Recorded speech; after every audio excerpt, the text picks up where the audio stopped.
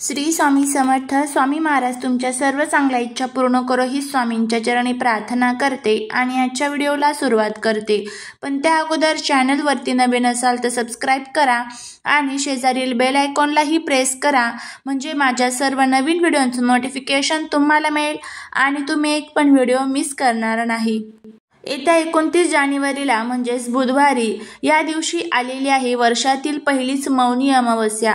या मौनी अमावस्येला दर्श अमावस्या या नावाने देखील ओळखले जाते. प्रत्येक महिन्यामध्ये अमावस्या तिथी ही येत असते आणि प्रत्येक अमावस्येचं महत्त्व हे देखील वेगवेगळं असतं. मौनी अमावस्या जी आहे तर ती अत्यंत महत्त्वाची आणि शुभ मानली जाते. या अमावस्येला व्रत देखील केले जाते.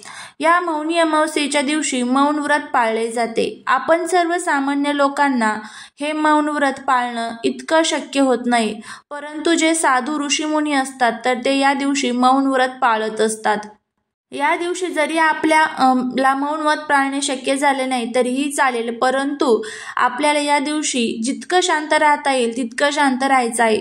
म्हणजे या दिवशी आपल्याला चुकूनही वादविवाद क्लेश हा करायचा नाही. यामुळे आपल्याला अनेक फायदे जे आहेत तर ते होत असतात. त्यामध्ये आपल्या घरातील सर्व नकारात्मक शक्ती ज्या आहेत तर त्या संपून जात असतात. अमावस्या तिथी ही भगवान विष्णू आणि माता लक्ष्मी यांना समर्पित आहे. या दिवशी त्यांच्या पूजेसोबतच पितरांची देखील पूजा केली जाते. त्याचबरोबर या मौनी अमावस्येच्या दिवशी भगवान शिवशंकर यांची देखील पूजा केली जाते. मौनी अमावस्या सर्वात मोठी आणि महत्त्वाची अमावस्या मानली जाते. पौष महिन्यातील ही अमावस्या असल्यामुळे याला पौष अमावस्या देखील म्हटलं जातं. या दिवशी पितरांचे स्मरण करून तर्पण केल्याने आपल्या जीवनातील सर्व पितृदोष संपतो आणि पितरांना मोक्ष प्राप्त होतो. आपल्या शास्त्रामध्ये सांगितले आहे या मौनी अमावस्येचा प्रारंभ हा 28 जानेवारीला संध्याकाळी 7:36 होणार आहे आणि 29 जानेवारीला सायंकाळी 6:05 अमावस्या तिथीची समाप्ती होणार आहे. उदया तिथीनुसार आपल्याला ही मौनी अमावस्या 29 जानेवारीला पाळायची आहे.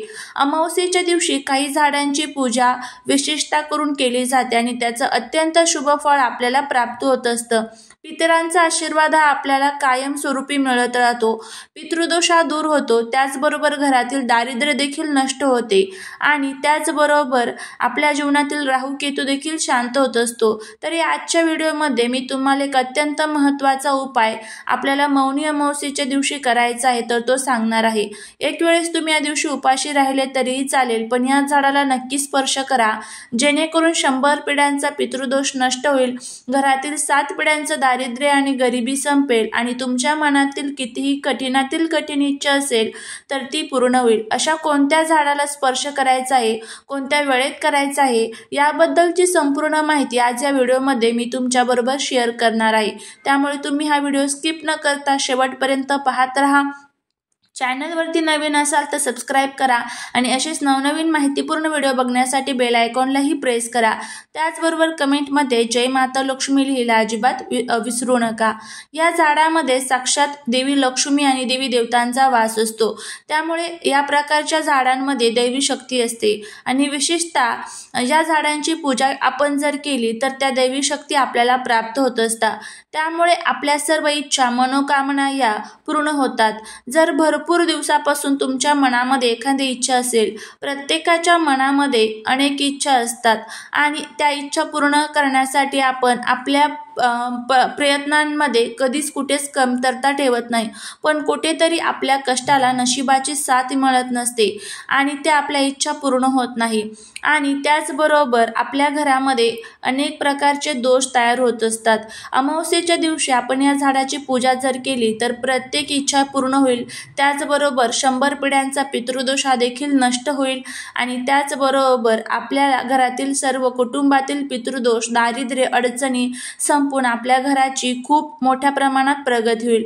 अनेक समस्यांना आपल्याला सामोरे जावे लागते ज्यावेळेस घरामध्ये पितृदोष असतो. घरामध्ये भांडण, क्लेश, कटकट या होत असतात. भांडण नवरा बायकोमध्ये होते, आई मुलांचे होते. त्याचबरोबर घरामध्ये मुलांची चिडचिड होत असते. त्याचबरोबर घरामध्ये सतत आजारपण येत असतं. आलेला पैसा स्थिर राहत नाही, टिकत नाही. कोणत्या ना कोणत्या कारणाने तो खर्च होऊन जात असतो. उद्योग व्यवसायाची वृद्धी होत नाही. त्यामध्ये अनेक अडचणी अडथळे येत असतात. त्याचबरोबर कोणतंही काम हातामध्ये घेतलं तर ते निर्विघ्नपणे पार पडत नाही. प्रत्येक कामामध्ये अपयश येत असतं. जर तुमच्याही आयुष्यामध्ये यासारख्या समस्या असतील तर तुम्ही नक्कीच या मौनी अमावस्येच्या दिवशी या झाडाची पूजा करून या झाडाला स्पर्श करा आणि तुमच्या मनातील इच्छा व्यक्त करा. नक्कीच तुम्हाला त्याचा फायदा होईल. या दिवशी तुम्हाला सर्वात प्रथम सकाळी लवकर उठायचं आहे. या दिवशी स्नानाला अनन्यसाधारण महत्त्व आहे. तुम्हाला शक्य असेल तर तुमच्या घराजवळ एखादी पवित्र नदी असेल तर गंगा नदी असेल तर तिथे जाऊन तुम्ही स्नान करा. शक्य नसेल तर थोडंसं गंगाजल आंघोळीच्या पाण्यात टाकून तुम्हाला स्नान करायचं आहे आणि त्यानंतर आपल्या देवघरातील देवांची पूजा करून घ्यायची आहे. देवघर हे आपल्या घराचा केंद्रबिंदू मानला जातो. त्यामुळे तिथे सर्वात प्रथम पूजा करून घ्यायची आणि नंतर पुढचा उपाय करायचा. शक्य झालं तर दिवसभर उपवास देखील करू शकता, मौन व्रत पाळू शकता.